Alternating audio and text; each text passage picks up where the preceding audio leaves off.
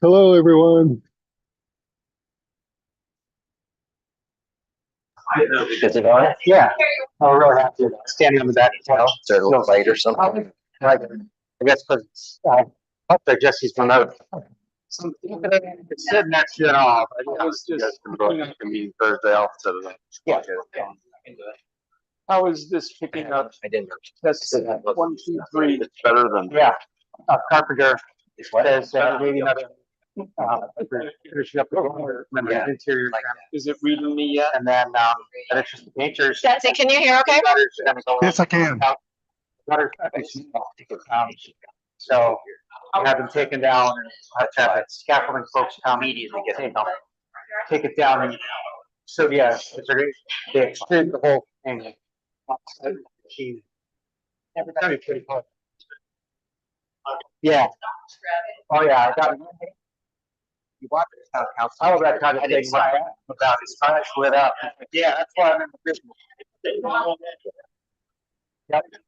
Actually, Yeah, that's cool. No, got the wrong. There you go. yeah, you can.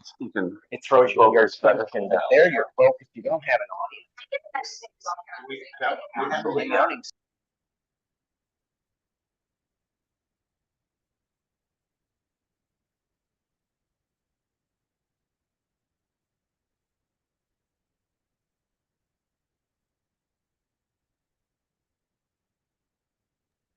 Is Jeff the remote?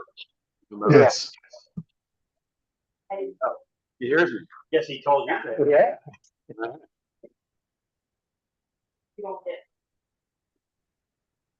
Hey Jesse, how are you? I'm very well, thank you. I'm behind schedule, so I'm going to have to be remote today. Okay, I'm gonna call to order, Jesse, in about 4 or 5 minutes, so. Okay. Right onto Ocean Broadway.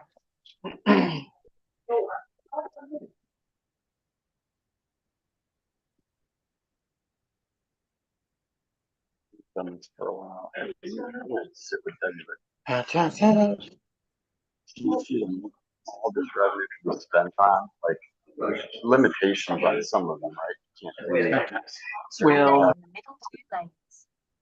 This is Sunday? The big one At the park, like. is room For about 19 miles, continue straight on. And I don't think Most people. that and the opioid funds, I think, are the only ones that have Really strict strict, restrictions. But then there's that rule that, we have to keep the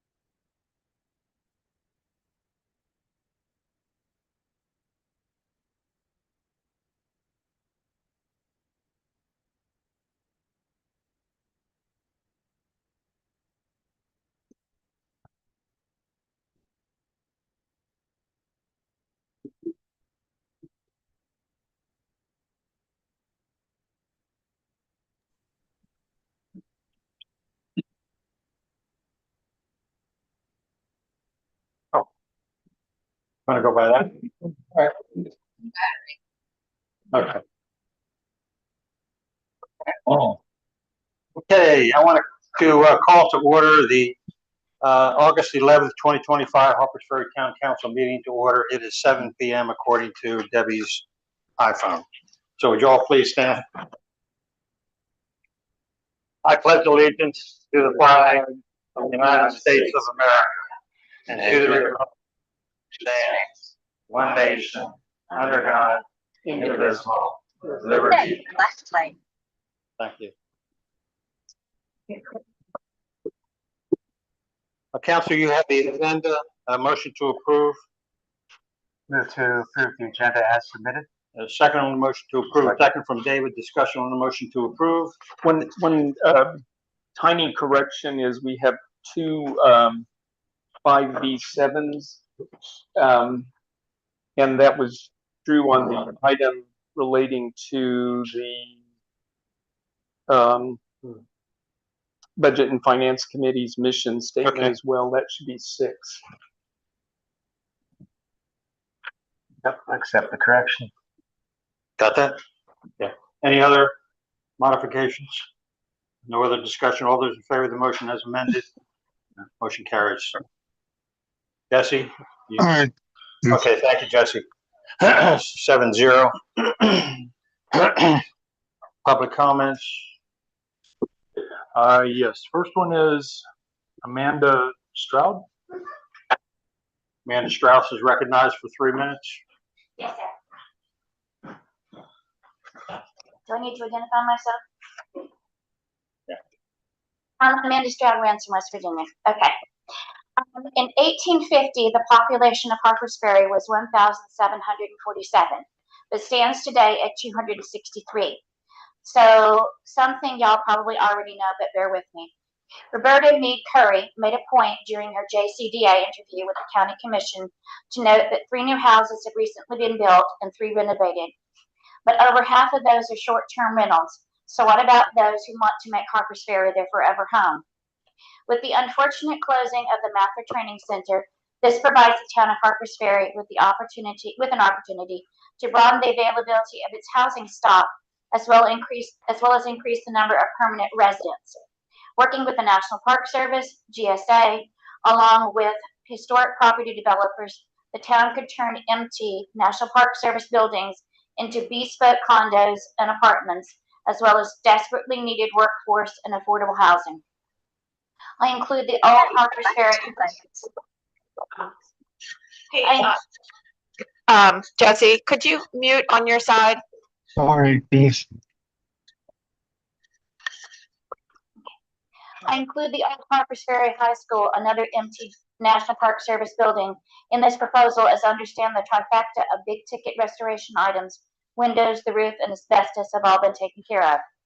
I know housing is not high on the current administration's list of priorities. However, as a recent Ransom City Council member, I would have given anything for the possibility of converting non-falling down buildings. Schools are apparently the go-to option for repurposing buildings into much needed housing. And I'll leave y'all with these thoughts. There is no headache for trying to build a house on town lots. The buildings are already there. Also, hello, they come with their own parking, so that headache is gone as well. And last but not least, permanent residents of the Shipley Apartments would consistently eat, drink, and shop during the months of January, February, and March. Thank you for listening. Thank you very much. Okay, next one is Lynn Petroconis. Hi, I'm Lynn. I live at 900 Fillmore Street here in town. Also addressing item 7A. I do want to encourage the town council to take a more progressive approach toward our population situation, especially an approach based on credible data. My first suggestion would be to take a more positive approach and create a committee to study strategies for recruiting new long-term residents. After all, the population of Harpers Ferry has declined with every census since Storer College closed. Is there anything new to see? Loss of local employment opportunities, limited and aging housing stock that doesn't fit modern family needs, high cost of renovation and maintenance of historic buildings, and home seller demand for top dollar pricing have been cited repeatedly as factors. Actually, our population decline has stabilized somewhat over the last 2 decades, from 30% in 1960 to 15% in 1990 to 6% in 2020. How about working to learn which community amenities might attract new residents? How we might help with low interest financing for renovations of aging homes? How we can promote and message the benefits of living full time in this beautiful town? There are many opportunities to learn how to improve our image as a livable community. If you do decide that it's wise to spend energy on looking backward, I would be very curious about what data you will use to answer the question. seems like a topic that might be easy to skew toward a certain predetermined agenda.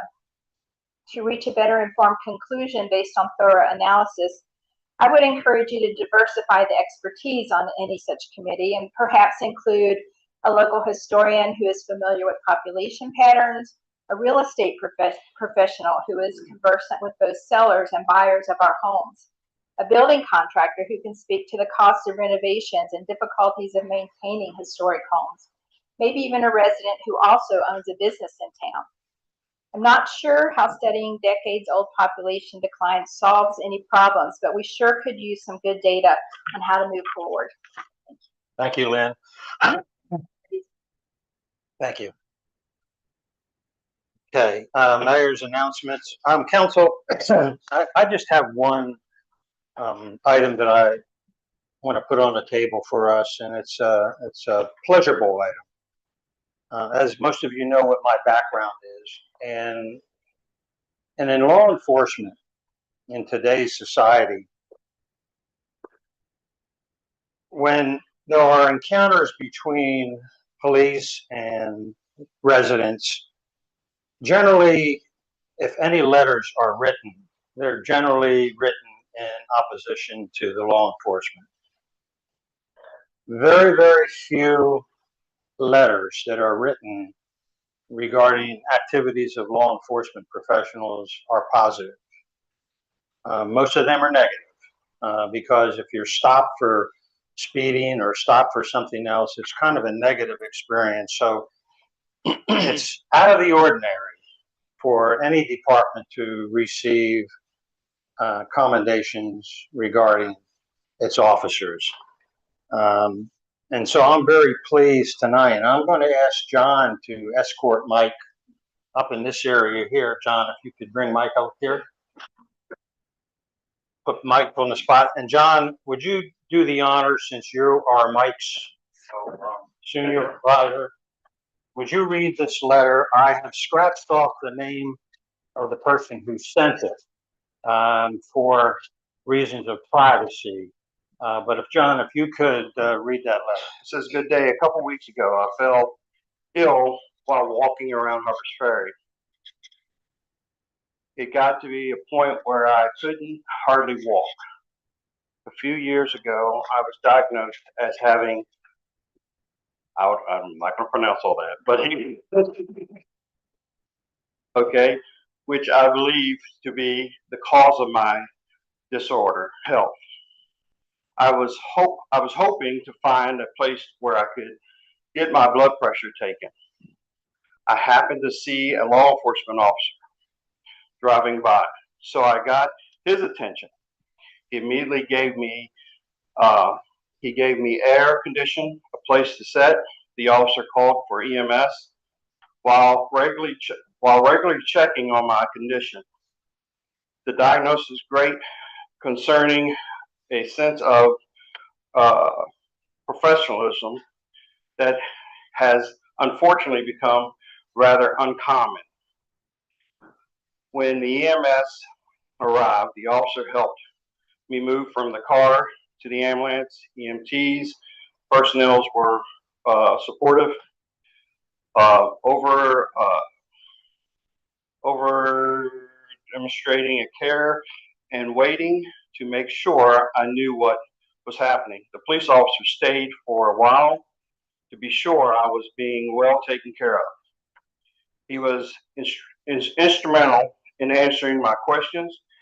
He also spoke with my friends who had seen me getting into the ambulance, keeping them calm and informed.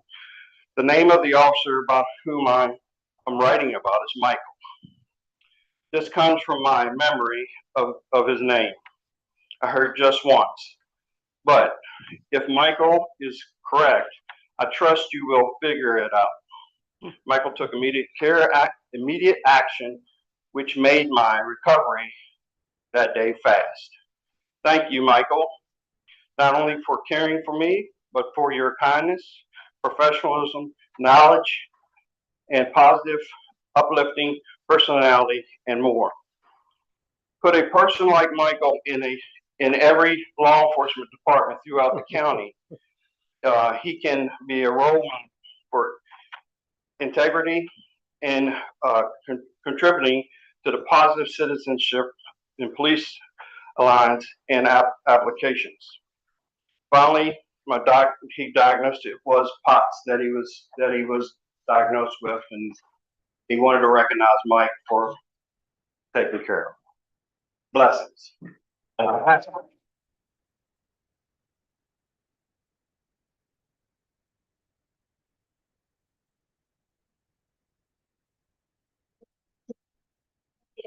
Yes. Right. This is a newsletter. Good. Thank you, Chief. Yeah. Kevin? I only have one thing this evening.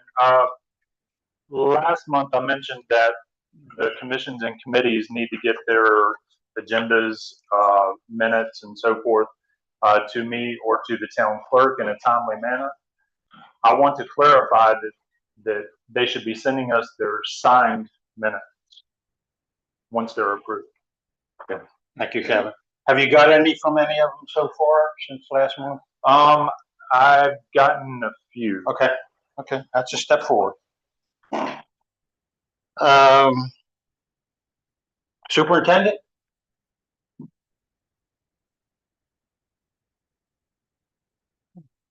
Good evening. Does this help? It does? Yeah. Help Okay. Jesse. Wherever he may be. He's there every night. Good evening, everyone. I have a fair list tonight, so please bear with me. First, I want to let everybody know that the park reopened the climbing areas on Maryland Heights on July 31st. After a successful nesting, breeding, and fledging season for the peregrine falcons, we had 3 juvenile peregrines survive and fledge this year. So we're very happy and excited about that.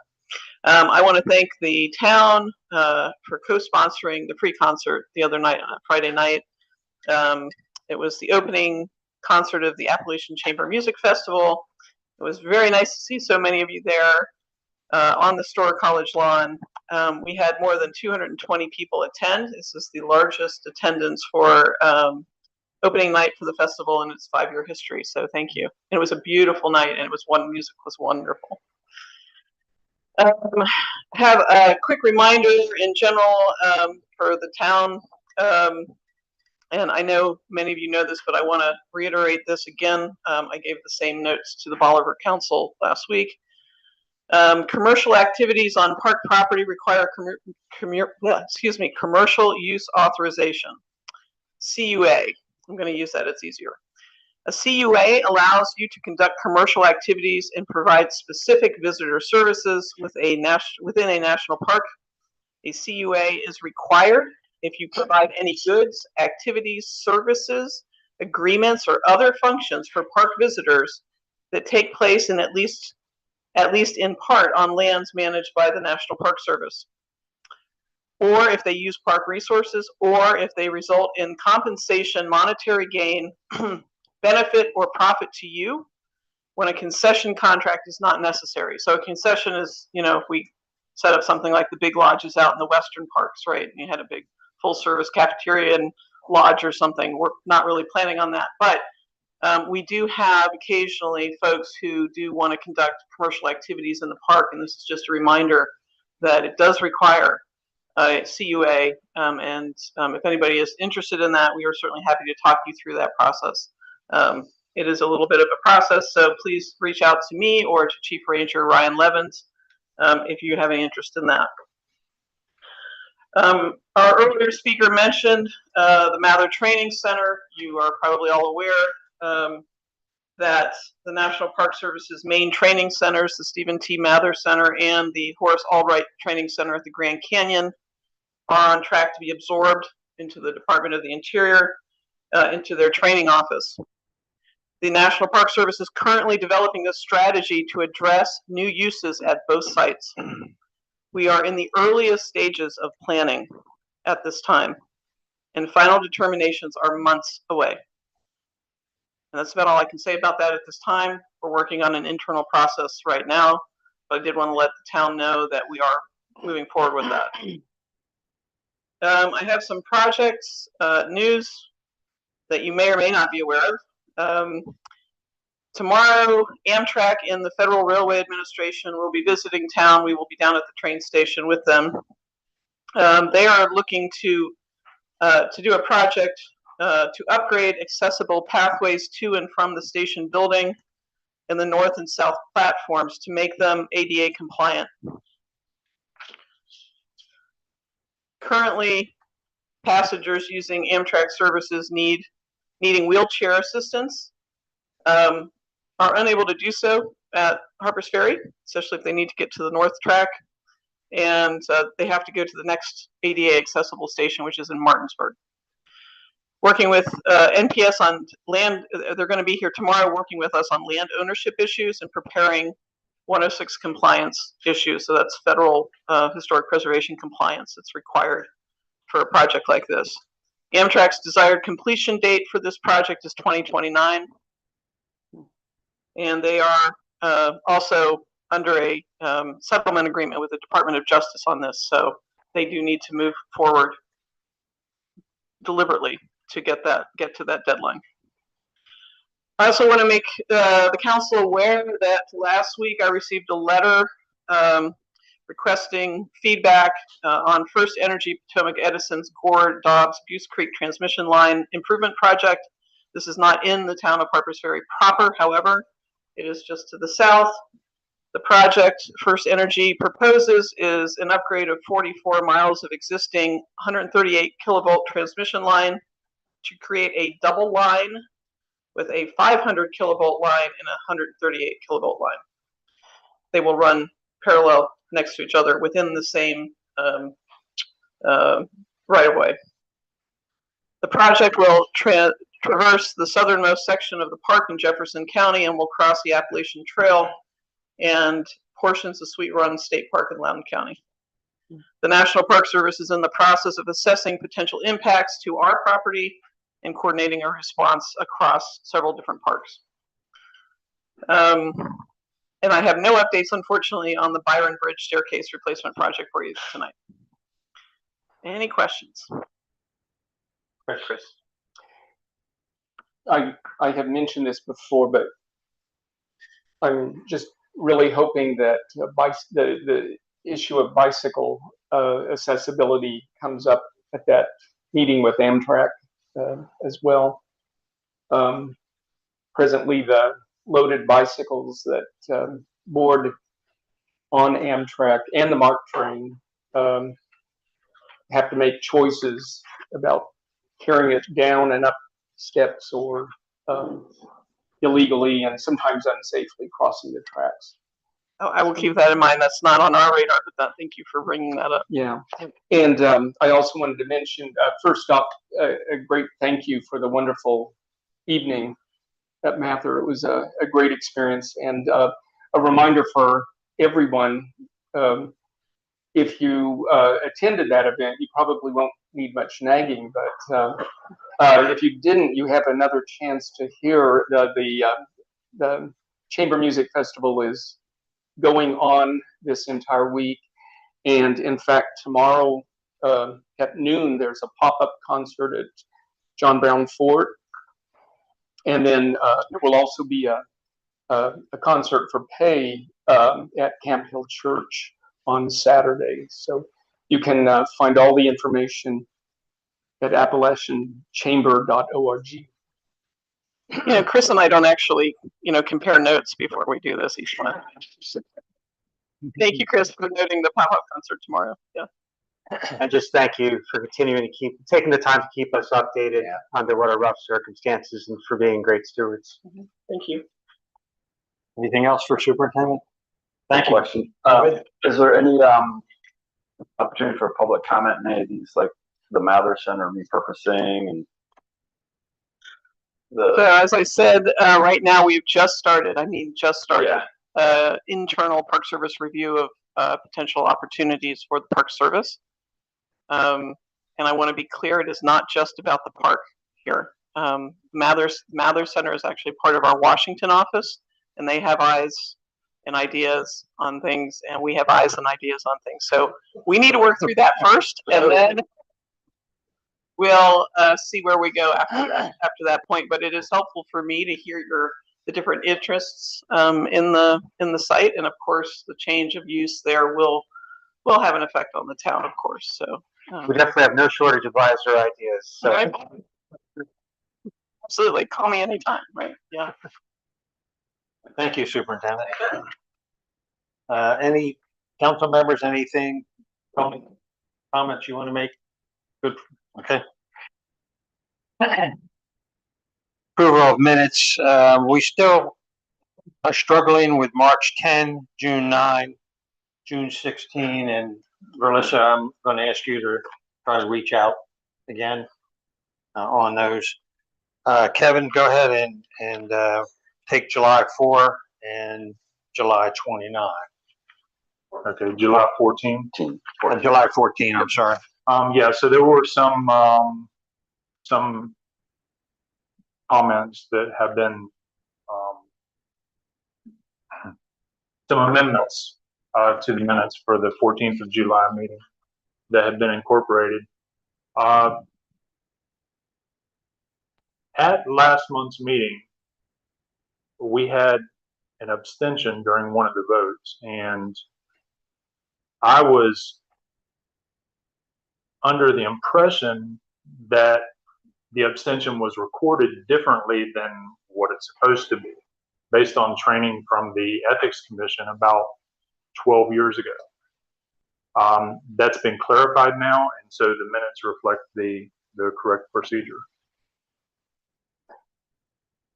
What does that mean, Kevin, that it's now recorded just as an abstention and not as a no? Right. Right. And for further clarity, so an abstention, would it count towards the total vote count, or is it only those who voted aye or nay? Yeah, it doesn't count toward the vote either way. Okay. But the Ethics Commission is clear that their stand is that council members should never abstain. They should always recuse if they feel that there's any conflict of interest. Otherwise, they should vote either in favor or against. Yeah, I think that was me. Mm-hmm. Is that the one? Yeah. Yeah. That was, yeah. Lesson learned. Got it. And I think the issue, Kevin and I went back and forth several times, last 2 weeks ago or last week, whatever it was, and Kevin reached out to the Ethics Commission, and the Ethics Commission opined what Kevin just said, but they also said that how you record a vote is not their bailiwick, that's covered by Robert's rules. And then Kevin and I talked, and I related to Kevin what Kinsayer said. He's the parliamentarian of Martinsburg. And when they have an abstention or a recusal, it's not recorded at all. So if the way they do it would be like when David abstained, and I think we had him here as whatever it was, if he abstained and the rest of us voted for it, the vote count would be 6-0, as opposed to any indication that there was an abstention. But that's up to us, and we go by Robert's rules, so I defer to Kevin on that. So what else did you have on that one, Kevin? That's all. Okay, that was the only comment? Okay, so, and you've made that change? Sure. We tried to point it on that part of the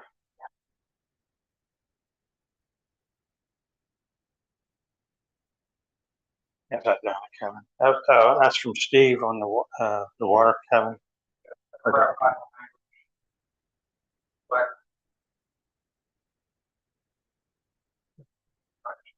Okay. Okay. I could change anything to show that there was 30% reduction, but reduction of our overall. Okay. Yeah. Got it. Thank you.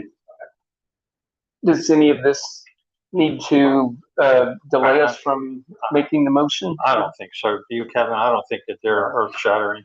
Okay. So I move to approve the minutes with that change for July 14th. Second on the motion. Second from Storm. Discussion. All those in favor of the motion, raise your hand or hit your clicker. Aye. Thank you, Jesse. Motion carries 7-0. Kevin, July 29. Yeah, I received no comments for the July 29th meeting, so. Okay. Motion to approve from Chris, second I from move to approve. David. No, Discussion. I wasn't there, so do I Okay. abstain? What do I do? My understanding is even if you weren't there, you still vote. Idea being, you could educate yourself on it, et cetera. That was actually a mistake I made my first council meeting, is I abstained on this exact thing, and was taken to task for that. All right. David, do you want to withdraw your second? No, I do not. Okay. Any other discussion? All those in favor of the motion to approve? Opposed, 0. Motion carries 7-0.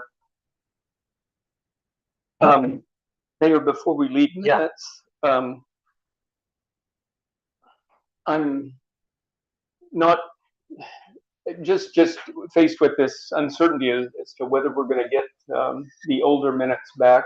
Are the recordings? Does anyone here have the recordings? Well, they're on YouTube. I also did take notes on pretty much every meeting, so I could at least provide that. You can put them in AI too. I think you can take the recording and have notes made. I was thinking that, when we're talking about last March, memories are getting vague. I can't remember much about what was going on at that time, but, I would volunteer to do at least 2 of the sets to listen to the recording and see what votes were taken and actions. So Nina told me and Verlissa both that that she has all the files, all the minutes and everything, and she just needs to transfer them to us, but we've not received. So Melissa will reach out to Nina, and then we'll see where that goes before you jump in and Storm and Kevin. Yeah, let us know if help is needed on that. Yeah.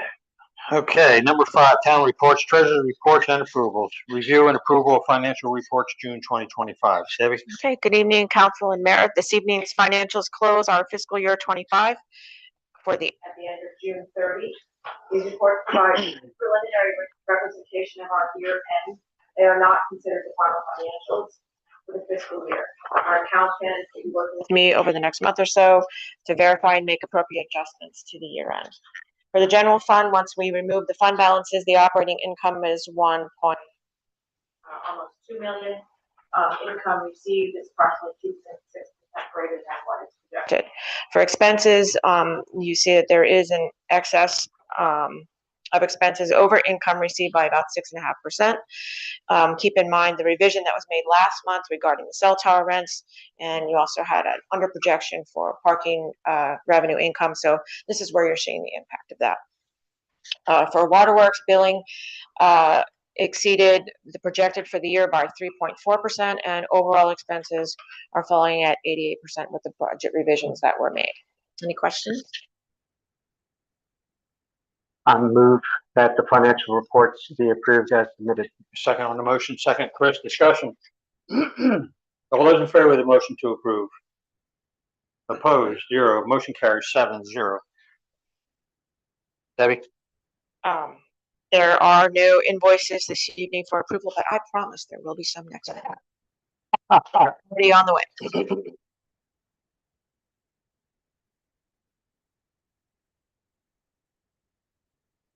All right, budget finance. Norm, you want to take?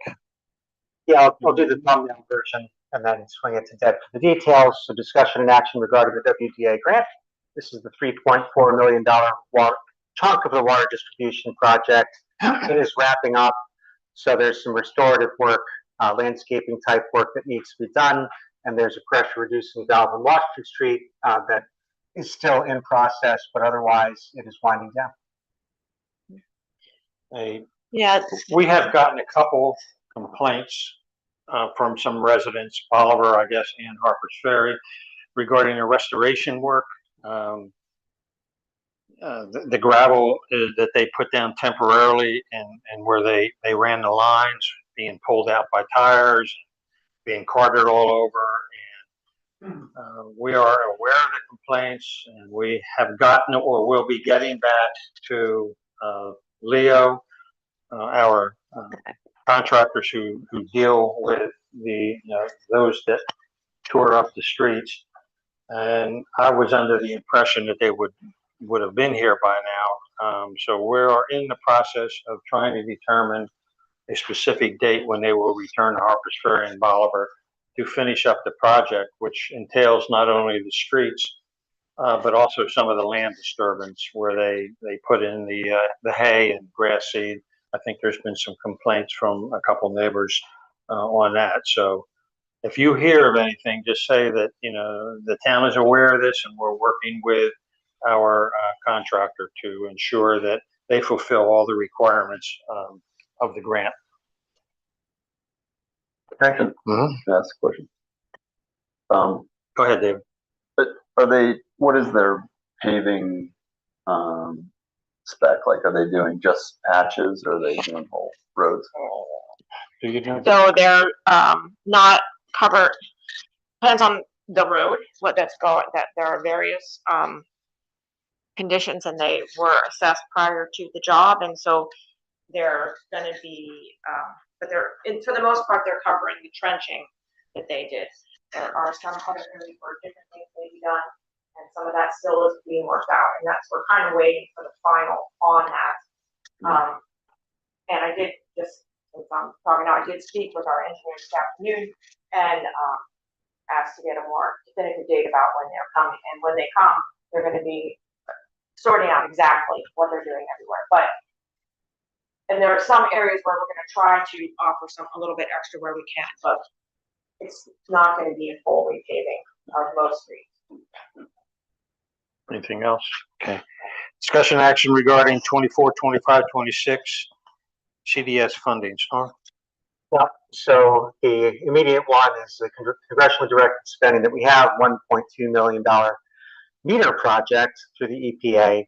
And this is the bid that we saw and reviewed. And Deb has worked out the timing with our folks that the earliest we could go live on it to have the bids sent out and available for contractors to bid would be August 20th, with an objective of having October 1st being what's called the bid open, meaning when you open the bids and evaluate them. And the really good news is all of this was planned to have a matching grant from the state, and with the change of administrations in the governor's office, there was a process of reiterating that. The good news is that has come through. So that is going to enable us to do this project. And the full value is 625. So it's 125 from the governor's office, right, and 500 from the EPA. The bid is sitting at the EPA right now, and there were several changes recommended, not only from a subsequent meeting we had after the town council meeting, but a few other things that happened after that. So once we hear from the EPA, we may end up calling a special meeting so that we can hopefully still get the bid out in time to be able to hit that October 1. We have a couple weeks in there that we can fiddle with. If it goes too long, then we'll have to reschedule the whole thing, but just kind of keep your mind aware for that if we call one. It'll just probably be the primary focus will be on approving that to go out to the street. Yeah. So when we're trying to get that out again? Well, if we had it, we have to wait for the EPA and their review. If we'd gotten it by, the time to get it to y'all, we would be looking at next Wednesday, having it go into the Spirit, right, and live. So we're kind of have to hit that Wednesday cycle. Yeah. So then the next opportunity will be the 27th, and we can go like 2 more weeks and still have enough time in there to make October 1 open. But if it goes too long, we'll have to. We're kind of at their mercy now. Maintenance, Storm? So maintenance of mains, the thing we have on our plate right now is related to the meter project, and this is the meter pits.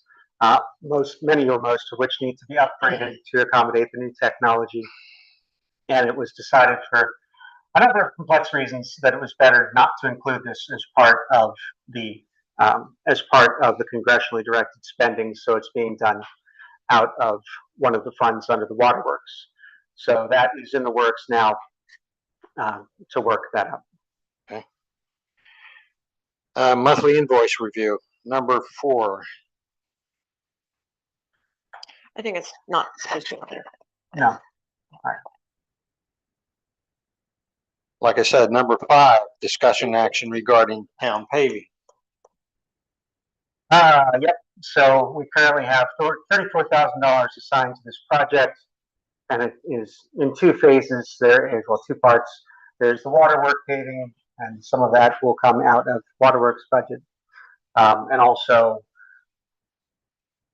other projects that were identified by planning commission, and that is not locked in yet.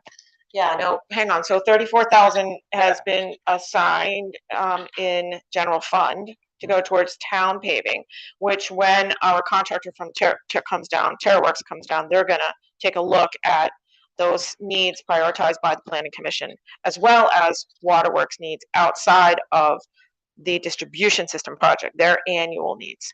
Because since they're gonna be here, see if they can give us a package number. And we also want to get that information out to a couple other bidders as well. So we're just kind of waiting for all that to come together.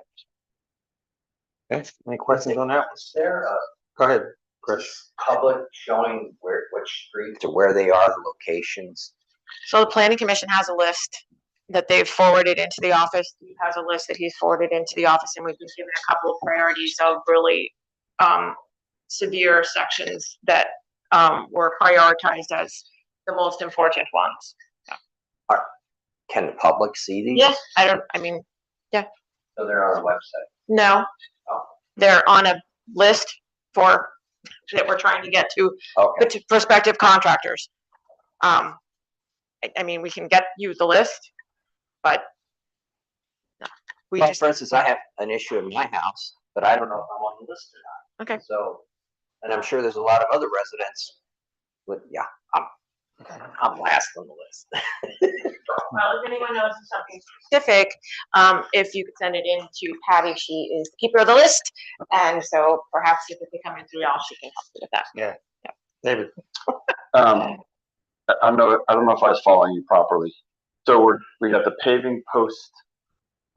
Distribution system project, distribution system right? project. We got this paving, and you're letting the guys who are doing the piping project bid on the bigger projects. So you get some kind of, maybe some Economies of scale, yeah. economies of scale there. Okay.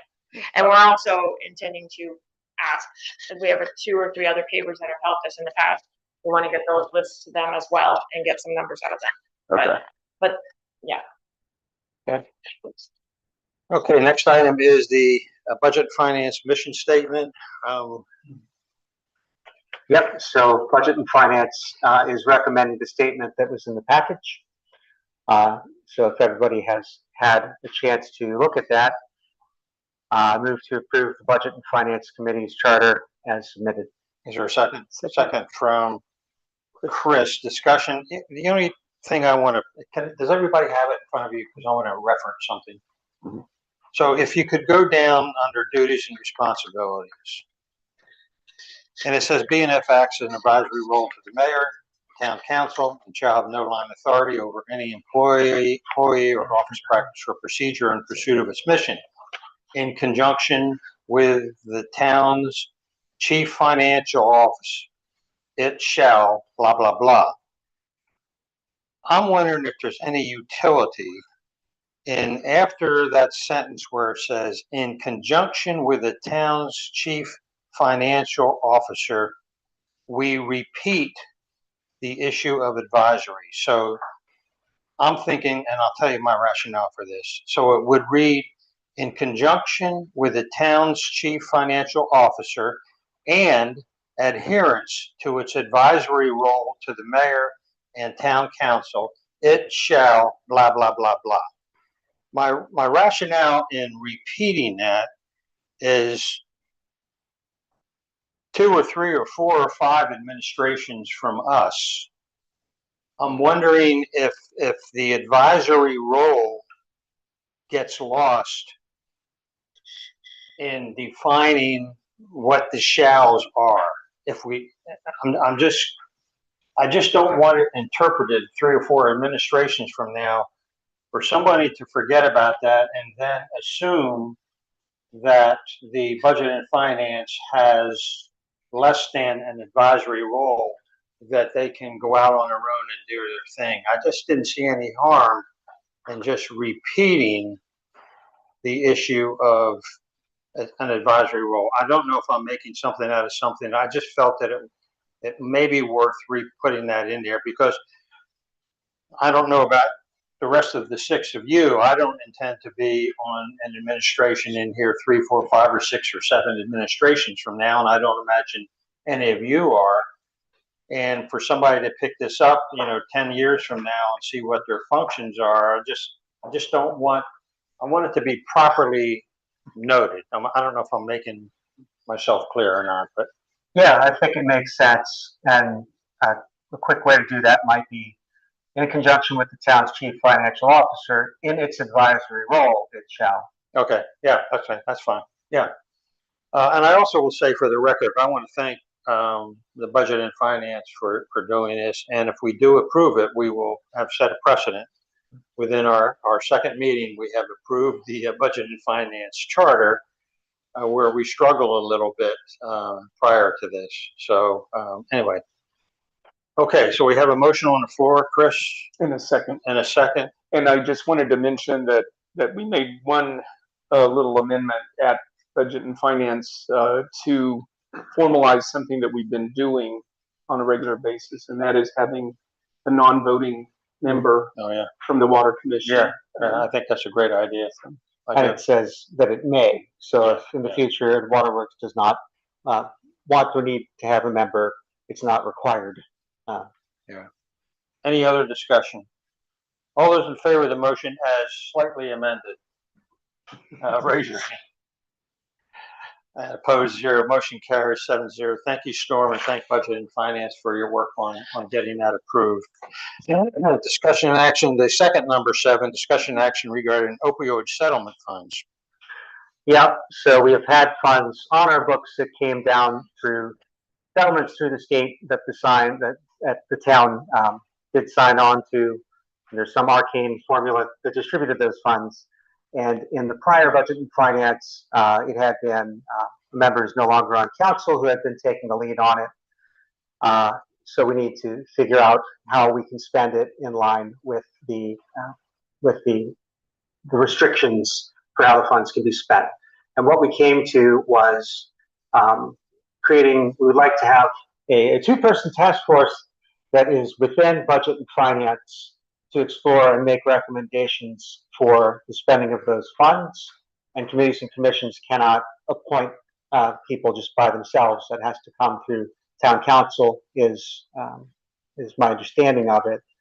So I'd like to move for budget and finance to create a task force consisting of Jesse Melton and Mikhail Zelicki to explore and make recommendations for the town's opioid funds reporting to budget and finance. Your second on the motion. That's a good idea.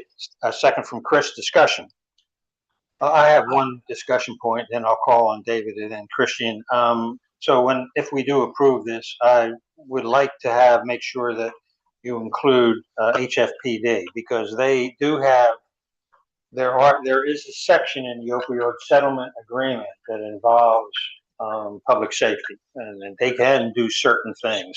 So I'd like, if approved, Michael and the other committee member to interview John and get John's position on this as far as equipment or training or whatever. David? Yeah, I just want to know if there's guidance on how these funds can be met. I'm sure there is. There is. We'll supply the task force with. Okay. It's very, very, very restricted at what we can use the money for. There is a excellent article in the Spirit of Jefferson, so you might want to read that, give you some background. I personally would like to see the funds get as close as possible to the people that need it and the families. I know we might not have that type of organization here, but I would say let's be creative and look beyond Harpers Ferry to help some other organization. Within budget and finance, that was a focus, was we want to be on the side that is preventative, like to those who are directly being harmed to the greatest extent we can, and serving folks that have a connection with the town, ideally. And we have Jesse. I was going to ask Jesse if you can speak, since you're most certainly a part of this. Go ahead, Jesse. Sure. So in working with Mikhail, we sought him because he has, his career is in disbursement of funds to the most needy people and getting the best bang for the buck. We will be working with the police department, and at some point we'll be involving public input. Mikhail has mentioned different ways we could do that. I just wanted to allay that concern and let you know that we are aware that, the police department is a major participant in this, and will be the public and their input on how best to do this. And that's all. Okay, thank you, Jesse. Any other discussion? All those in favor of the motion, raise your hand. Opposed, motion carries 7-0, Kevin. And Storm, you'll send that to me? I will. Thank you.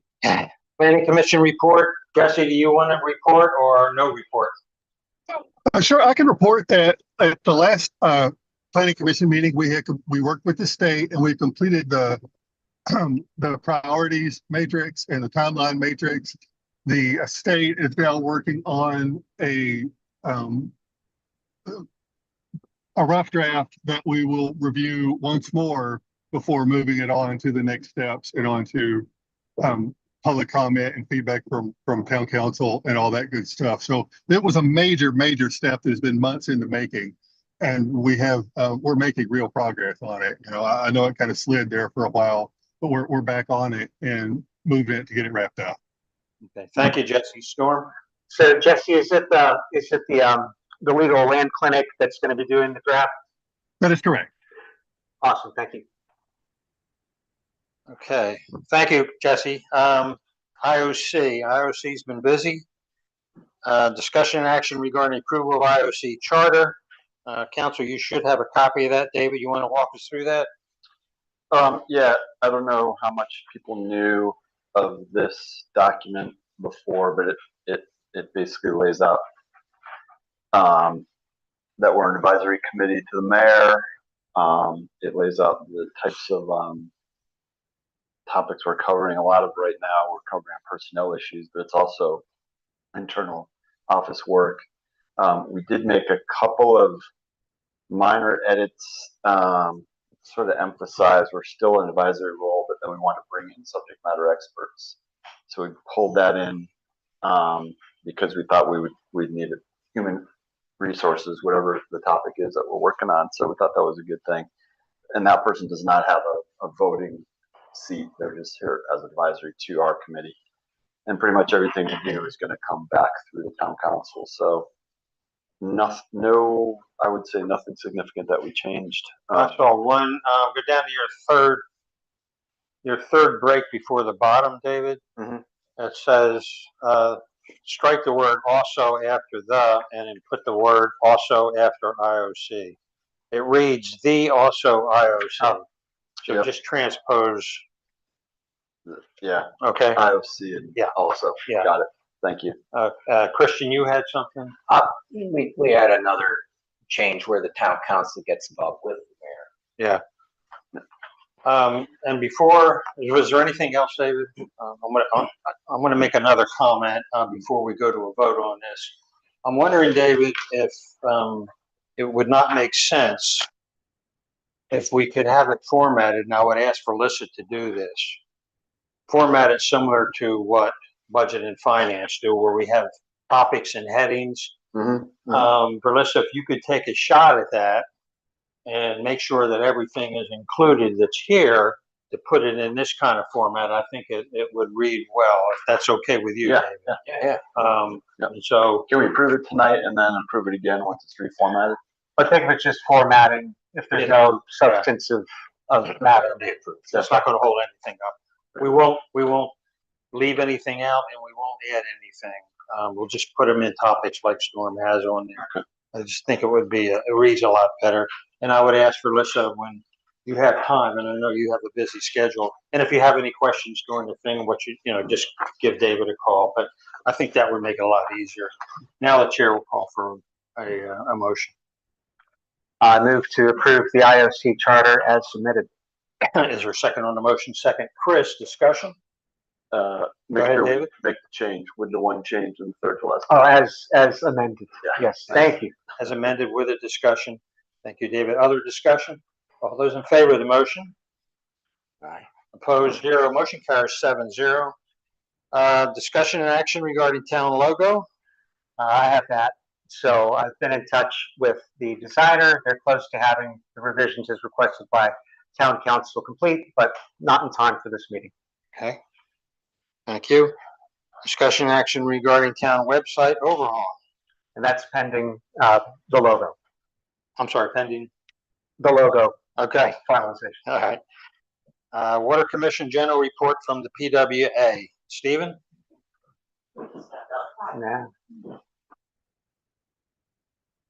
I didn't even look over. Did you send us the Word version that we can get to Melissa? Or do you only have it for the IOC charter? Oh, Did you send us the PDF only? I think I have the PDF. I'm not sure where the Word version came. No word? Or maybe I did. Okay. If I have it, I'll Let send me it. see if I've got it. I'll see if Water I can. Commission report. Okay. Did you get it though? All right. We're moving right along. We've done one, Water Commission 1. We've done Water Commission 2. Let's go to 3, discussion action regarding appointment to the Water Commission. Chair will open up nominations to serve on the Water Commission.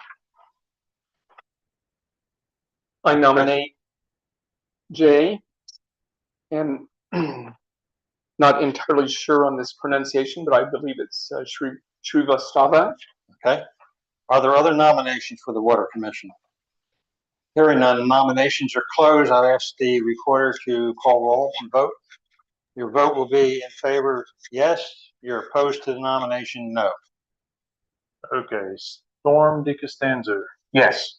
Chris Craig, Yes. David Simmons. Yes. Christian Petroconis. Yes. Jesse Melton. Yes. I vote yes, Mayor. Yes. Thank you. Do we have his term set up? Yeah, Patty will figure out the term and then we will notify her. I just wanted to mention that with Jay's wife, Rebecca, recently became a new member of the tree committee. And I just want to publicly applaud both members because they're new residents in Harpers Ferry and both of them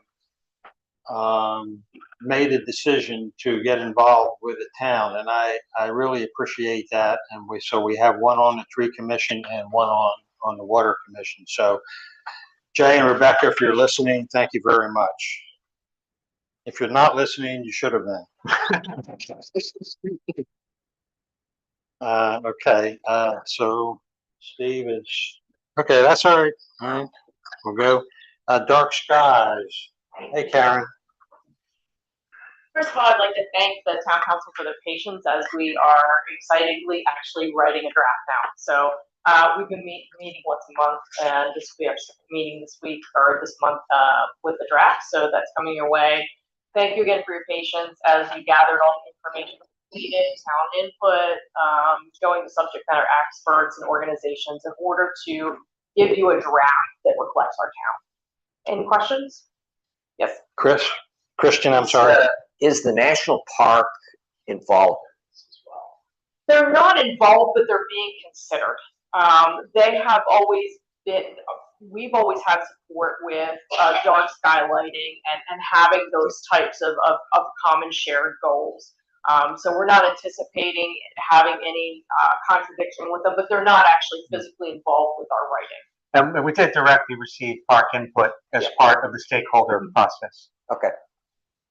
Any other questions? Anything else thank you, Karen. Thanks. The next item is discussion action regarding a resolution to support the local job corps. You should have it in your packet. I think like many agencies, either directly a federal agency or those affected by the federal government are and many of them are being adversely affected by certain things.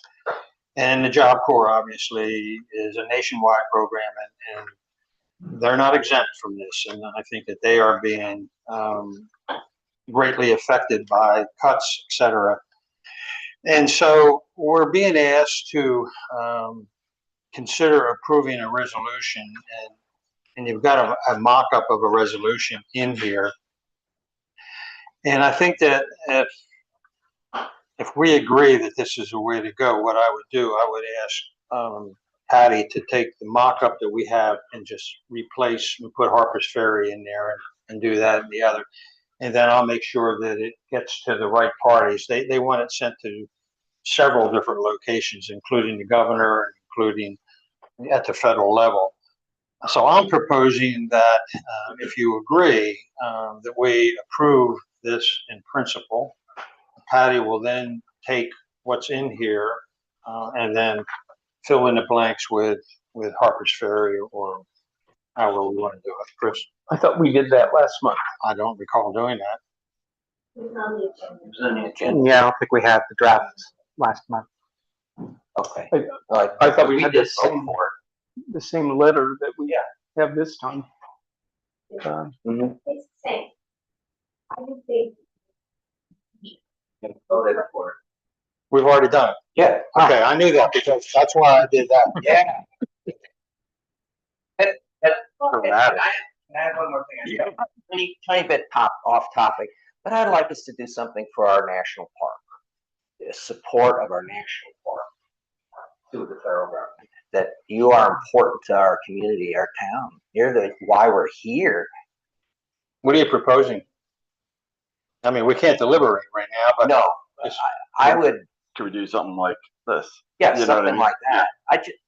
They need to know we're a gateway city. They're really important. And all right, so why don't you and whoever else draft something together, and if we have a special council meeting or whatever, we can adopt it at that time. Okay. Okay. All right. New business, discussion and action regarding the creation of a committee to study population decline in Harper's Ferry. All right.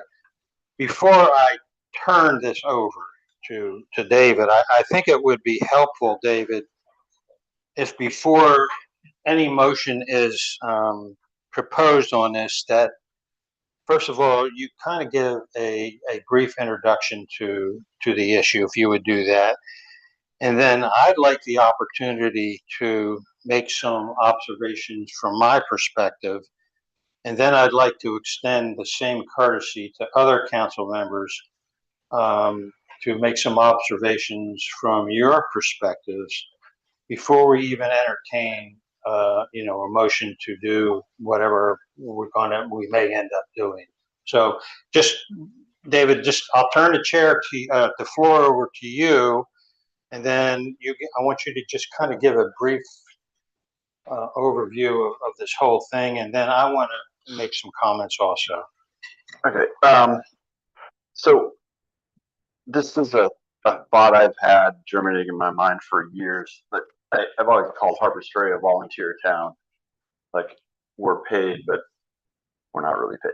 And we have so many commissions and everyone's volunteering, and we need population to support a lot of the town government functions. So it starts from that place of, I've noticed population going down.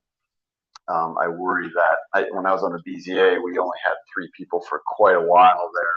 We were worried about, I think you remember, they're trying to get people on, trying to get alternates. So just, those things to me are symptoms of the declining population. So when I campaigned, I asked people about this. I did talk a lot about short-term rentals and how I can name houses of people I know who live here, the Cantonises and et cetera, where it's now, they aren't living there anymore. People aren't living there anymore. Voters aren't living there. And that concerns me. So my first thought was, wow, I think short-term rentals are causing some population decline. When I printed that little graph I attached, I realized short-term rentals didn't start the decline. Something else started the decline. Like the big decline in that graph is before like 2010.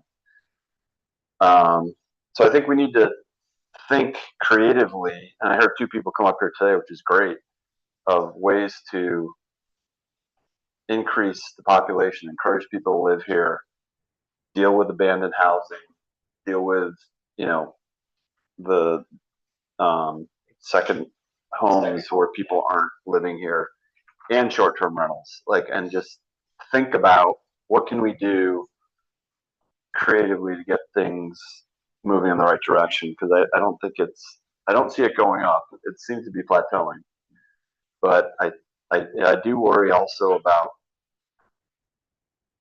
economically short-term rentals allow people to put more money into the house and maintain the house, which is great, but it doesn't encourage people to live here, and I don't know how to deal with that. Like it's a good thing in terms of housing stock, but it's not a good thing in terms of community and population. So that's, I want to get our best brains together and start thinking about the different ways to do it. I know, like, state of Vermont had an incentive, right? They tried to pay people to come to Vermont. In West Virginia. West Virginia.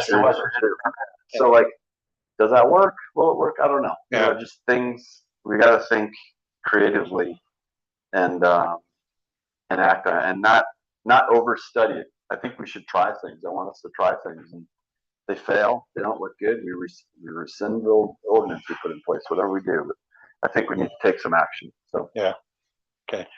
Thanks, David. I think this is a great initiative, and shame on us if we don't give it a shot. I do want to share not my take, but just some observations that I have.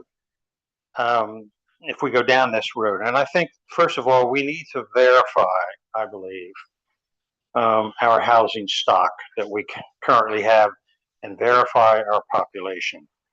I remain concerned that the reported data that's in here may not be completely accurate. And if we're going to be assessing the town's population growth, and if we're going to be assessing this and making decisions and making recommendations based upon the growth, we need to be sure that our baseline data that we're using is accurate. And therefore, I'm proposing several things. And I'm proposing that we may want to do our own inventory. And I think that this can be done very efficiently, very accurately, and very easily by a select committee who would interview our stock, housing stock, and who's occupying it. And I think for the most part, we know who's living where, basically. And I'm saying, let's 2 or 3 of us get together and we start on one end of Fillmore, say, okay, she lives there. I'm almost positive she owns the house. Okay, there's a renter here. I think we do that. And I think we would be surprised. I believe that data may be somewhat different than what's being reported here. So I propose that. Once we have accurate data, we can then proceed with making the analysis and our findings, and then proceed with making determinations on any course of action that we want to go. And like David said a few minutes ago, you know, we don't know exactly what we need to do, but we need to do something. And we get together, we come up with a course of action. I'm not sure that the issue of declining growth is that dramatic and drastically concerning. I think my bottom line is, let's not jump to conclusions without first verifying how prevalent and how concerning the growth rate issue is. And if we refer to this chart, if you would, it's interesting, David, that was an interesting website. And I've read through all that. And the website reports Harpers Ferry's growth is about average. 49% of similarly sized cities throughout the United States have a faster, higher growth rate than Harpers Ferry. 51% of the same size cities and towns as Harpers Ferry have a slower growth rate than us. The other thing that's jumped out at me was that 86%, they're reporting 86% of the housing units in Harpers Ferry are occupied by their owners, and renters only occupy 14%. And I thought that was interesting. And that's not what people on the street are saying, and concerned residents. It's almost to the fact that it's flipped almost. So I thought that was interesting. The other interesting thing to me was 67% of our houses were built before 1940, and the remainder after 1940. By the way, nearly 23% of the residents in Harpers Ferry are over 65. So let's not have any old people jokes at this table. So if we're going to put together a 3-person committee, as David suggests, and I think it has some merit, I think we need to be very careful. If we look at the agenda item that David submits, and I don't know if you all get this, but David submitted an agenda request item. Let me read it. It says the population of Harpers Ferry has been declining. Several factors may be contributing to the trend, but primarily the issue surrounds housing that is not occupied by full-time residents. Those types of properties include abandoned houses, second homes, and short-term rentals. We need to discuss remedies and la-da-da. If I didn't say why. Contained in that verbiage that I just read, I think there are 3 words that we need to be very, very sensitive to. And these 3 words are short-term rentals. These 3 words have been the subject of much discussion and much strategizing by certain factions in Harpers Ferry for the past 2 or 3 years. We've all heard the issue of short-term rentals.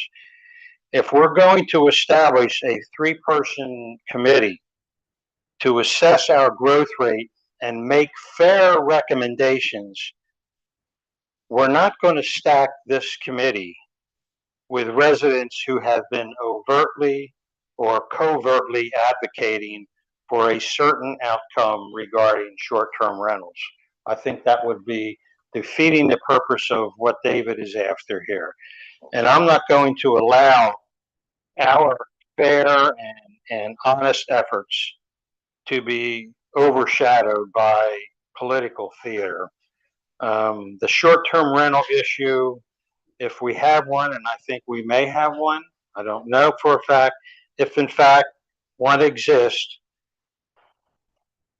I hope that it doesn't turn into another divisive issue like the hotel has.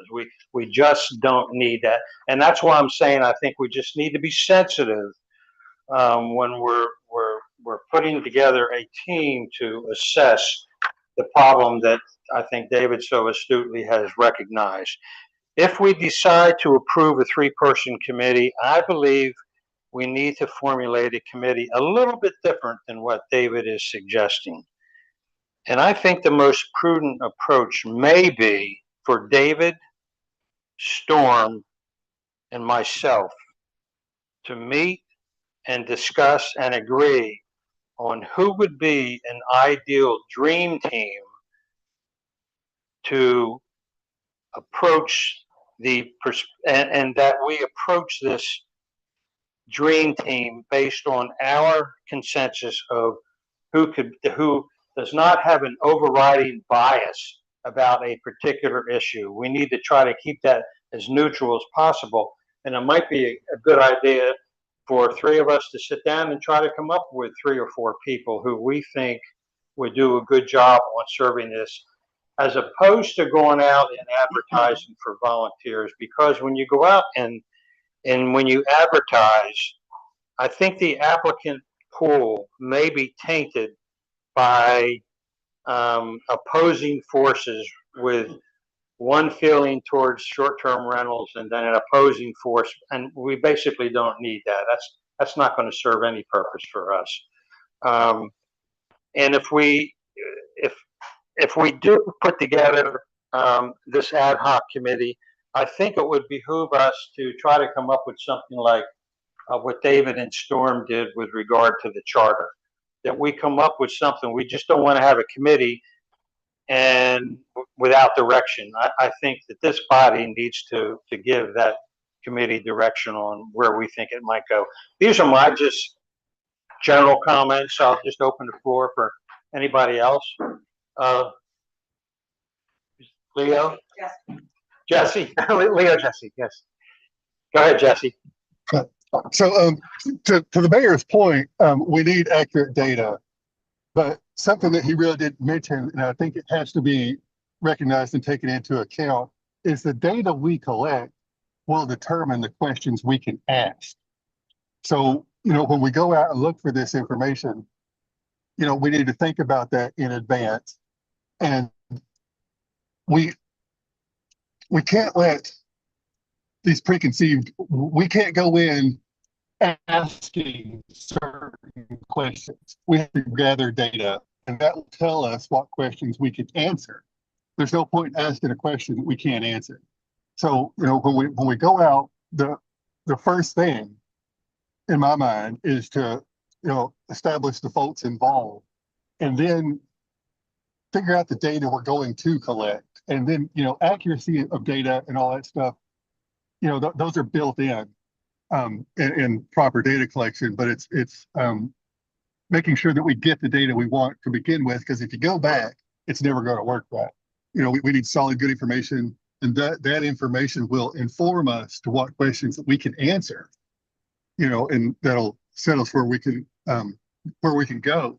The questions that people want answered, we may not be able to answer, but we'll be able to tell you that with a proper data collection effort. And that is all. Okay, thanks, Jesse. Chris? Just a couple of observations that we have a comprehensive plan coming out very soon, and I know this was a major topic when we started the comprehensive plan. Maybe Jesse can report on whether we're going to get some guidance from that plan on that. One of the specific things about when I was involved in launching the plan was we thought WVU Land Clinic would be great to have, because they have some of the legal background and advice on what's permissible, what's legal for towns to do in West Virginia. And so I don't know, Jesse, do you have any feedback on whether we're going to see some answers or some guidance from the Sure. plan? So there is guidance very much like what we're talking about doing now, like David's proposal. It's about assessing a problem or assessing the situation to identify if there is a problem, and if there's not, what other options do we have? The land clinic turned out that everybody is in pretty much the same boat as us as far as questions of legality of what we can and can't do with short-term rentals. It's right now, the state is basically waiting for something big to set a precedent to follow. It's a pretty untested territory. They're, they have guidance, especially for us with our home rule. There's been no real challenges to that. So the land use clinic has been very non-committal in what kind of guidance they can provide. Because of that, there's no guidance to give at this point. We have an opportunity in Harpers Ferry to sort of set the standard that the rest of the state can lean on. But as of right now, there's not much data and therefore not much guidance. Well, whole thing revolving around short-term rent sounds like you made it bougie. yeah, I'm not getting concerned about this as a short-term rental owner. I'm concerned. my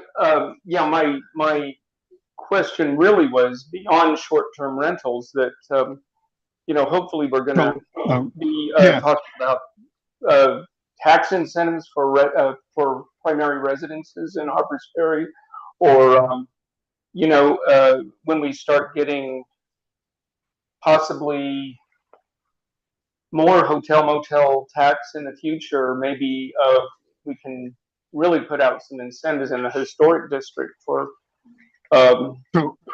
some of those dilapidated homes to get sold cheaply.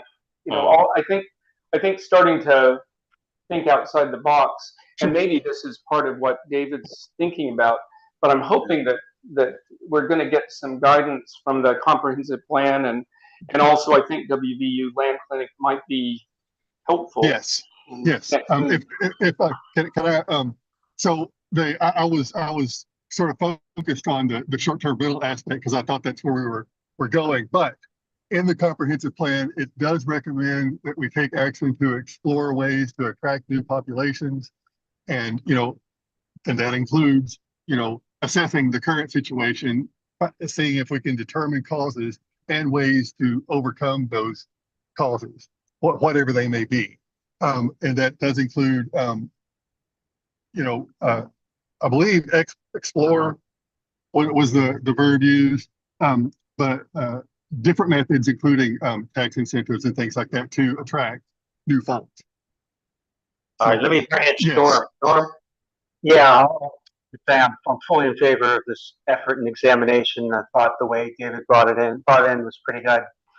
I do think it's important that we not go into it looking at any particular problem or symptom, but to start with the end, which is we want more full-time residents, and looking at the root causes of population decline is an important thing to do. Note that little graph, it's compressed. If you were looking at that graph from 0 to the top number, it would look like a relative web, but it's still important to get our hands around that. And also, I think it's important for us to take stock of what does this town have to offer to new residents, what might it lack for new residents, and then thinking that also once we have that in terms of marketing, how do we find those people? And we have upwards of 500,000 people coming here every year. It would seem like we would be able to find the people, that intersection of how Harpers Ferry has to offer, and to address the issues we may have. And it might have to do with housing stock, other amenities, education. It can be any of these things or all of them. So the word comprehensive is around a lot, and don't want this to be something that drags on forever either.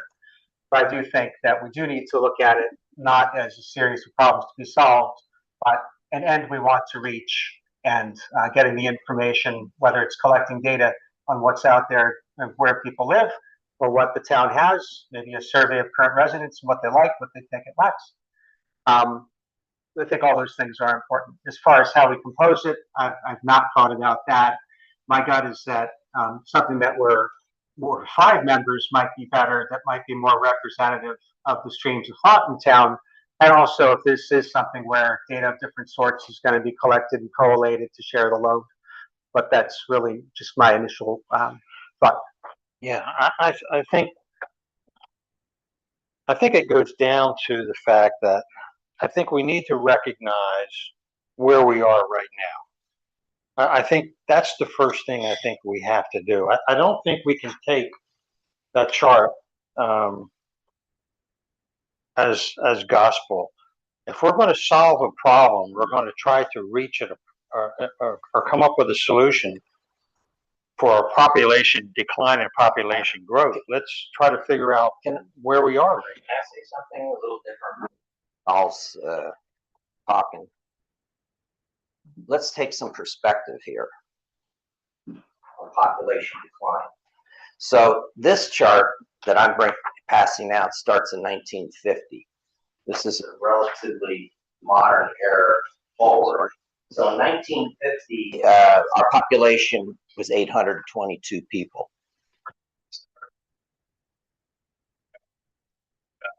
Sorry, we are. Well, that's okay. The next, the census in 1960 was 572. We had a 30% drop. 1970, 26% drop. 1980, 15% drop. 1990, 15% drop. 2000 was a flat. Then we were down 7 and 10, and then 2020, 6%. So the graph I've shared there, we had a crisis 30 and 40 years ago. That's a crisis. right now, I'd say with a little perspective, it is stabilizing. There's homes being built. There are people moving into the town. I mean, it's not like 1960 and 1970. Also, the West Virginia population peaked in 1950 at 2 million. They're down 42% in 2020. So we are going. The whole state has come down. We have been coming down for a long time. It has slowed down. It is not a crisis. Something to look at? Yes, I agree with that. I'm not totally sure we need a big full-fledged committee. We're like the Titanic going down. We're not. We're a good, solid town. People are moving here. There may be things we can do. That's maybe what that committee could do if you're going to have one. But the numbers speak to the past. And the main reason we went down is because they closed the Storr College. 1955, it was closed. There's a lot of jobs up there. And that's the highest correlation you're going to have to population is jobs. So jobs decline, your population declines. If the Hilltop gets built, there's a lot of jobs there, 100+ jobs. I bet you our population will start going up. Just because of that. Jobs are the most important factor in your population growth or decline. Okay. All right. Kevin, you have anything from your perspective? Not really. Okay. No. All right, where are we? David? From the data perspective, I like the idea of what you're proposing is let's get the housing stock, let's figure it out, the population lives where. And what Christian's presenting too is sort of this, a broader trend. Like taking a snapshot in time right now is super helpful to us, but maybe if we start it now and we keep doing it, every 5 years or something, maybe we can start something that helps us understand what's going on. Because I think I don't know what's causing it. Because when I printed out that graph, like I said, it was like really the short-term rental stuff started in 2015. I don't know. I mean here, so and the bigger decline was before that. So something else is going on, and jobs is probably it. But I do think we're getting really low. I don't think we do nothing. I think doing nothing is a mistake. I think it's worth studying. I think it's worth looking at. I know Vermont gave up on what they tried to do. You know, they stopped doing that. I don't know if West Virginia is having any success in what they're doing, but I feel like it's at least worth putting some brain power to and seeing what we can come up with. One thing, as a short-term rental owner, we all our short-term rental owners in town feel persecuted.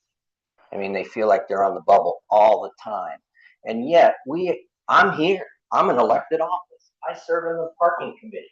I'm on the tree commission. I have served this town. And there's a distinction between owners, whether they're out-of-town owners or town owners. Residents. And many of your short-term rental owners are residents of this town and do serve in this town. So all I'm saying is, if we do something, let's not go with preconceived ideas and it's short-term rentals problem, and that's what my wife was saying. And I didn't talk to her about this. She kind of came up with her own problem. That's a fair I'm concern. sensitive to that. Yeah. I think I talked about that in my comments about short-term rentals. That's not going to be the next Hilltop Hotel fiasco. We owe it to the citizens not for something like that to ever happen again in Harpers Ferry. So David, you got a recommended beginning step here? A baby step? Or Storm or anybody? I think Jesse had his hand up. Jesse has a course of action that he wants to put on the table. Go ahead, Jesse. I do. I really like the idea of sort of a pilot committee to select some folks to be on a ad hoc committee, and at the same time to make a determination on what data we're going to gather. You know, if proper data collection means there are no biases. You know, you look at the data and that tells you things.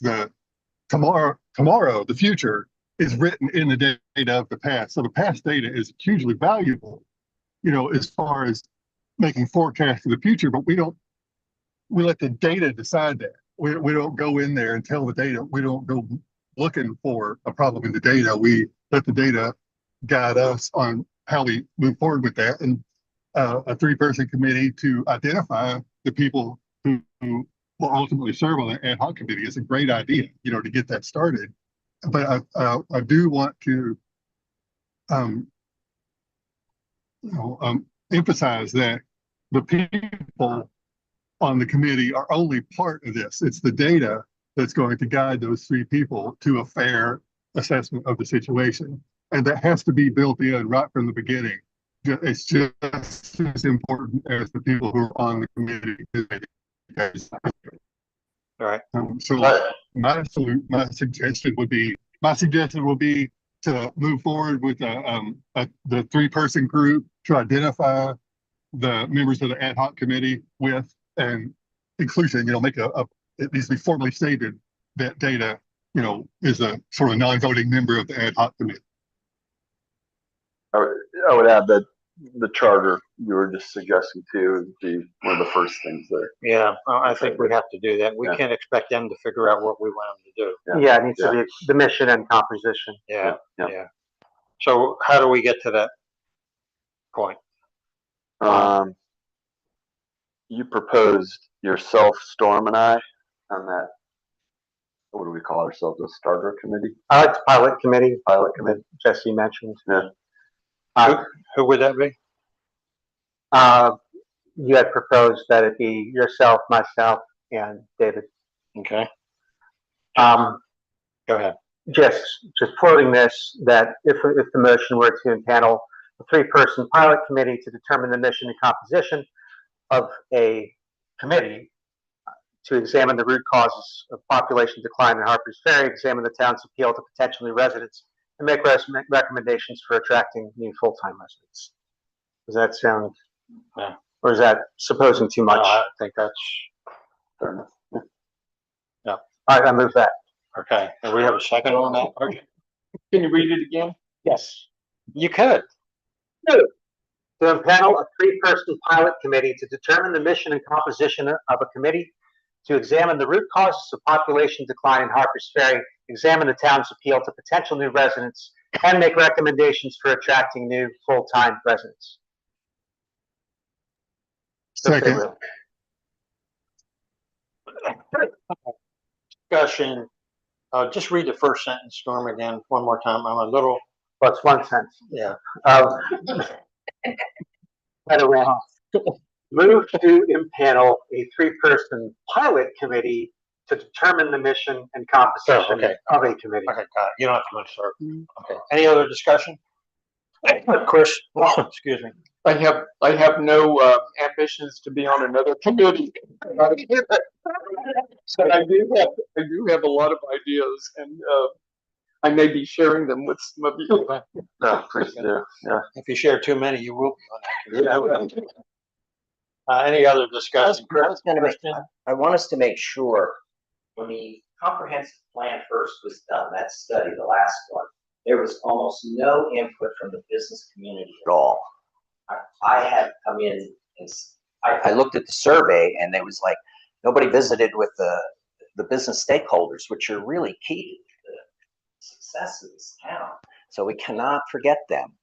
And that's not just short-term rental owners, that's also restaurant owners, gift shops, and such, and coffee shops. And such. So just make sure that whatever you do, you're thinking about the business community that makes this place go. Noted. That's where the taxes come from, a lot of it. It's not for property taxes. Yep. Point taken. Other discussion. All those in favor of the motion, raise your hand. Opposed? Motion carries 7-0. Discussion action regarding High Speed Rail Alliance request for support.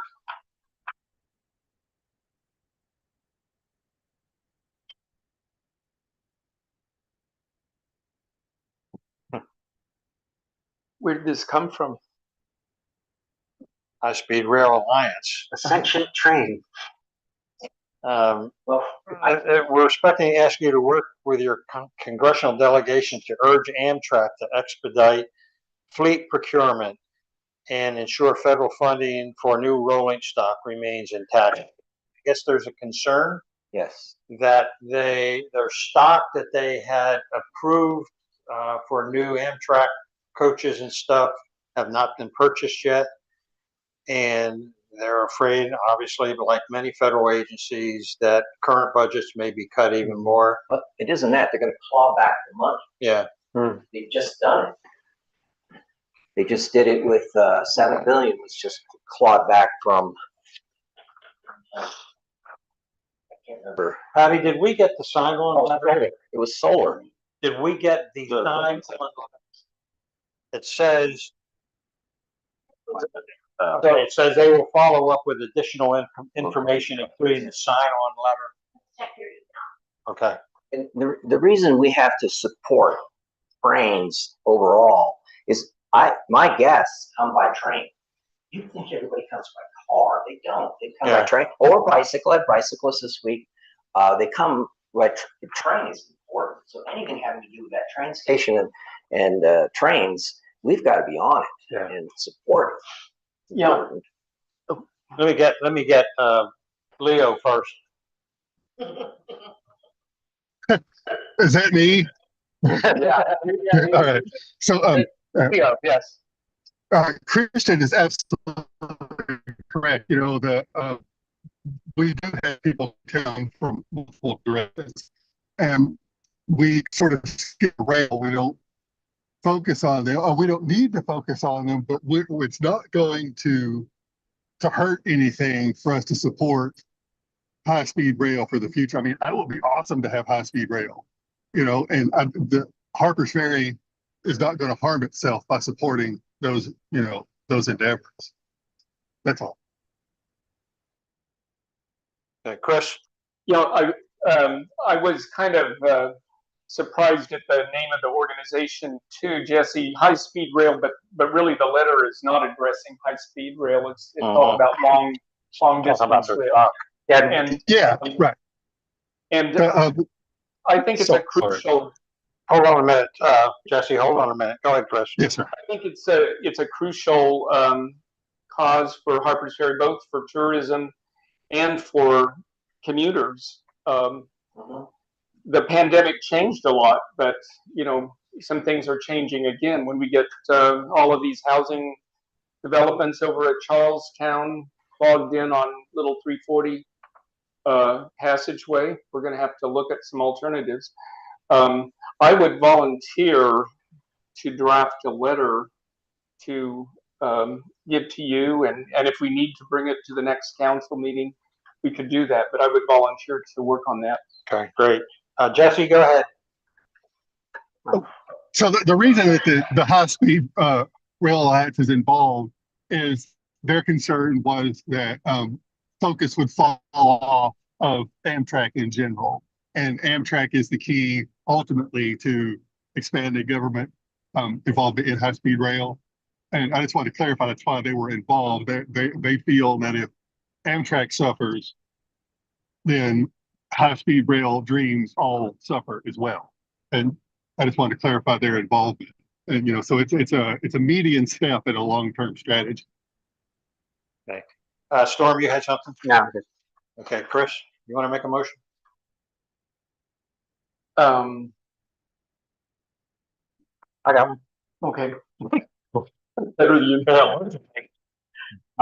It doesn't mention you specifically, but move to authorize the mayor to sign a letter of support for the high-speed rail alliance's request. You work with me on that for sure. Second. Okay. All right. Second from Chris. Discussion. All those in favor of the motion? Opposed, 0. Motion carries 7-0.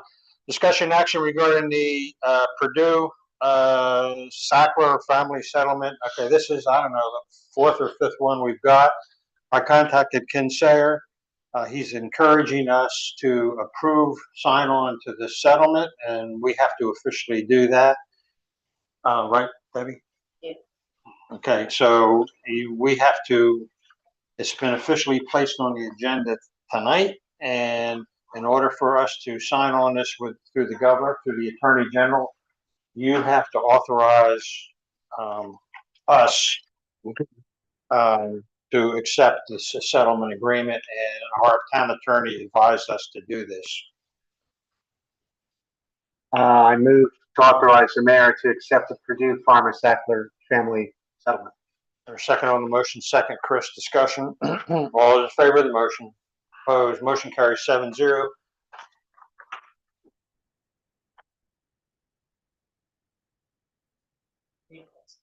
Holy cow. Oh, discussion, okay, we did that. Motion to adjourn? Is it on water? Is he, oh, Steve, you're back. Good.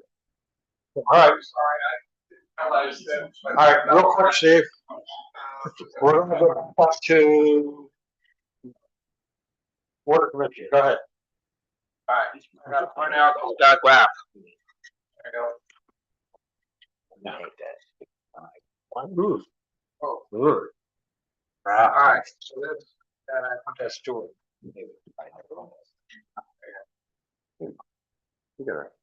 Wow. Wow. it doesn't need. So, real quickly here, sorry I stepped out and missed my spot in the agenda, but filtered water, this is statistics for June and July combined because we estimated bills in June. So I put the two together so that they're more accurate. So we filtered about 11.5 million gallons. We billed for about 6.4 million gallons. Accounted for water was about 7.5 million gallons.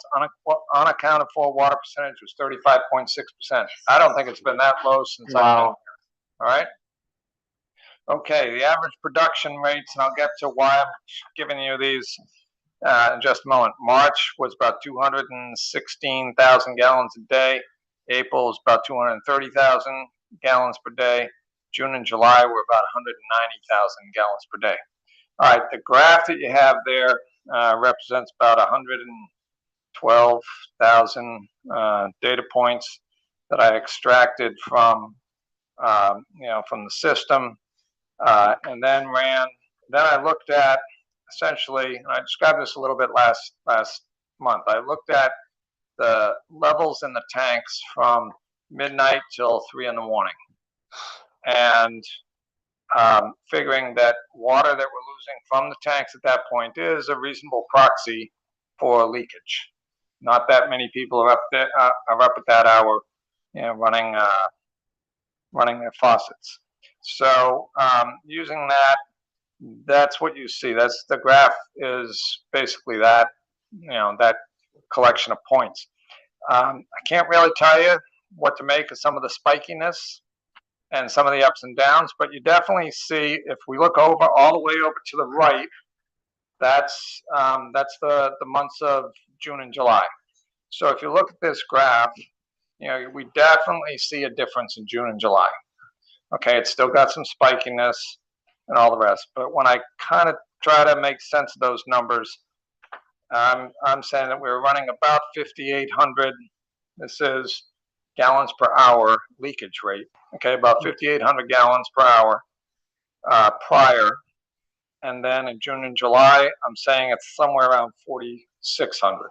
Do I have those numbers exact? No, don't quote me on those specific numbers, but there's a drop there that represents something on the order of about 1,200 gallons per hour. Okay, so going back to Kevin's minutes, that's more like a 20% reduction in that leakage rate. And this is as a result of the work we were doing with distribution. Okay, so correcting the 30% number I gave you last month to 20%, but that's a reduction in the leakage rate, the rate at which we're losing water out through the system. I'm going to say the The bad news is that, we're still losing somewhere around, 3.5, 4. I think, David had run some numbers quickly last month. We're still losing somewhere around, 3 million plus gallons per month. The good news is we've reduced it, though, from what it was by somewhere around 800 or 900,000 gallons per month. Okay, now if I go back up to the production rates I gave you, we are in June and July, we're running about 200,000 gallons per day. So we've saved 4 days of production. Okay, what are we doing with that? Well, we're slowing the plant down. Okay, so we're still running with a lot of the same labor, but we're slowing the plant down, which allows us less wear and tear on the filters. It allows our short set basin to work a little bit better, so that we don't have to maybe add as many chemicals into the water to get the dirt to settle out and things like that. Okay, and ultimately, as we keep working this down, our costs should begin to reflect it. All right. So again, it's a kind of an imperfect whatever, but it's, this is not, I didn't go out and just cherry pick a few points. I'm giving you all, the whole 112,000 of them on pretty much worked into the graph. All right. Sure. And we've also hypothesized that some of the loss may actually be water that the meters are not currently recording. Well, that would get into the unaccounted for rate, that 35%. So let me just speak to that just real quickly. The 35.6%, that's unaccounted for water. That could be water through the meters. Some of that could be water through the meters. And given that we're looking forward to replacing meters, I did go back and I recalculated that number. What would that number have been? The 35.6%. Forget about the number down at the bottom. That wouldn't change anything with different meters. Right, that was just the leak that right, that's just leaking out, not going through somebody's meter at that hour. That this is what's going out into the ground, the graph. But the 35.6 unaccounted for does include water that is, I'm going to say, kind of, cheating its way through. Cheating is the wrong word, but kind of, stealthily getting through, meters, and when you just turn the water on a little trickle and it's not enough to spin the turbine. We've been told that that's somewhere, and actually we've seen some data that the 15% number is, something that, we maybe should be, anticipating. I won't say counting on, but anticipating. So I reran that and said, what would the unaccounted for water be if the water that had gone through the meters was 15% higher? And that changed the unaccounted for number down to about 27%. Okay, so with all new meters, that 35.5% might be somewhere around 27, and the target that the PSC kind of anticipates, I think, is like 15%.